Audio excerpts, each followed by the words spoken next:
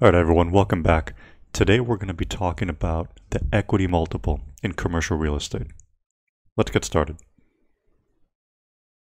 So on the agenda, first we're going to describe what the equity multiple is, then how it's calculated, and we'll end with how it's applied. So just starting off, what is an equity multiple? So the equity multiple is best described as a measure of the total return that you expect to receive of an investment over a certain period of time. Now, total return in this case is represented as a multiple. So this is a multiple over the amount of equity that you had invested. So let's explore that in a minute. So if I were to tell you you could double your investment in 5 years. So as an example, if you invest $100,000, if you could collect $200,000 in the next 5 years, your equity multiple would be 2.0. So it would be 2x your original investment. Now, another way to think about this then is if you think about calculating return on equity plus just 100%, because return on equity tends to be a measure of profit. And so if you just add back that initial investment, then the two put together is the same thing as saying equity multiple. So I think one is just a simplification or an extension of the other. Now, again, just to be clear, return on equity measures profit and profit's relationship to investment. Equity multiple measures total return, not just profit. Now, I think it's also important to point out that equity multiple measures cumulative return of an investment. So it takes a look at every cash flow collected across every period of time throughout the entire horizon. It's not just, let's say, operating cash flow. It's not just profit. It's not just the money that you collect when you sell. It is all return. So the way that we'll calculate this, let's say the function for it or the formula for it is, let's take the cumulative amount of money collected and divide it by the cumulative amount of money invested. So let's take a look at a quick example. In this case, 3-year investment, it's $1 million investment opportunity plus a loss in the first year. So you'll notice in time 0, you spend $1 million to buy it.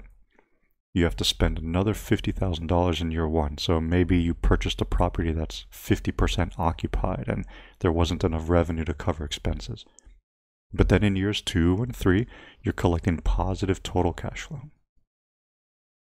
So the way we approach this is that we would say, first, let's find the sum of all positive cash flows over the entire horizon. So in this case, we'll add all the dollars collected in years 2 and 3.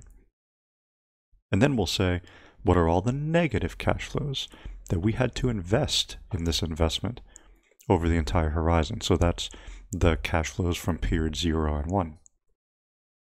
So in total, we've collected $1.975 million, and in total, we've invested $1.050 million. So if we take one, the cumulative collections, and divide it by the other, the cumulative investment, we can get equity multiple. Again, it's that ratio or that relationship between everything you've collected and everything you've invested. It is that ratio relationship that helps you understand how many times you are multiplying your initial investment or your cumulative investment. So if we were to set this up in Excel to figure out how we're actually going to calculate on a consistent basis, I'd recommend using the SUMIF function. So if you've got a really simple stream of cash flows or a really short stream of cash flows, then you can get away with just doing straight arithmetic. But I think whenever we're talking about dynamic models or whenever we're talking about long strings or streams of cash flows, it's probably best if you use a function that kind of updates based on what's positive and negative. So here I recommend using the SUMIF function. For those of you who've never seen it before, we'll say SUMIF, and it is going to add, it's going to take the sum, but according to some kind of criteria or condition. That's the if portion.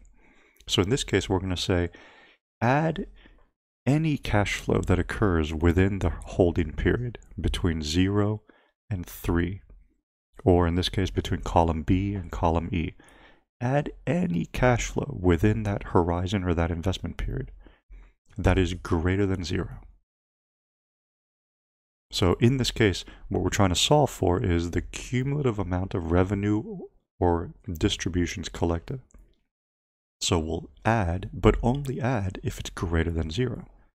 And we'll recognize that within the formula by saying, in quotations, greater than 0. And so if we want to look within that blue range for anything greater than 0, once you've found it, add it. And so that's the last B5 through E5 reference. So we'll repeat the same process to try to figure out anything that's been invested. So we'll look at all the negative cash flows, everything that's less than 0. We can repeat the process there. Now, you may have seen this in some places where they drop everything after the second comma. And that's true, and that's relevant, and it's accurate if the range that you're looking through is the same range that you're adding through. So if I'm looking for all positive or negative dollars in row 5, and that happens to be the same row that I want to add everything in, or sum everything in, then we can drop everything on the right-hand side of that function. But if anything, just for practice, I'd recommend select the range that you want to look for positive or negative numbers in, and then define the range that you want to add. Now, as far as how it's applied, this tends to be an acquisition metric just like any other. So IRR, cash on cash, yield to cost, and so on. Now, the higher the multiple tends to represent the better the return. However, keep in mind that horizon matters because equity multiple is not time weighted like present value or IRR could be. And so it's only going to tell you the cumulative dollars collected or invested. It's not going to tell you when those dollars were invested or collected and the value or the weight associated with that time period of collection or investment. So to give you a quick example, if I told you that you could do a little better than doubling your money, so 2.25 multiple, if you could do a little better than doubling your money in the next 5 years, some of you would nod your head and say, all right, that sounds pretty good. That would work out to roughly an 18 or 20% IRR. Now, if I told you that you could get the exact same multiple, but it would take you 10 times as long, so it would take you 50 years, that works out to a much lower IRR. So even though the multiple is the same, the horizon during which you collect it or how long it takes for you to earn it is going to be critical. So I'd really encourage you to say, this is the required multiple within this period of time. Because just simply saying the multiple is going to leave out a very critical important piece, and that's the duration or the horizon.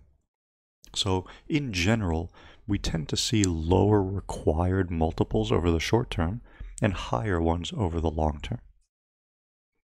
Now, depending on your background, you may have also heard of this term, equity multiple, in another way or another context. So private equity shops, Wall Street firms, they tend to think of the exact same concept as a multiple on invested capital, or MOIC.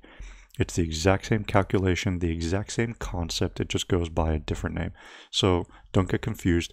It may be a synonym for describing equity multiple. All right, so just to recap, we introduced the topic of equity multiple, so we defined what it is, we defined how it gets calculated, either logically in arithmetic or in Excel, and then we began to talk about how it gets applied, and most specifically, making sure that we're clear on defining equity multiple within a specific horizon. All right, everyone, that does it for the day. I appreciate you taking the time. Look forward to talking to you soon.